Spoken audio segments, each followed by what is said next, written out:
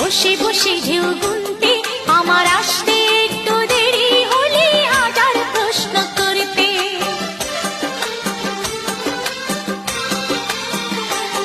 তুমি জলের বুকে পাথর তুড়ে বসে বসে ঢেউ গুনতে, আমার আসতে একটু দেরি হলে হাজার প্রশ্ন করতে। আজ সময়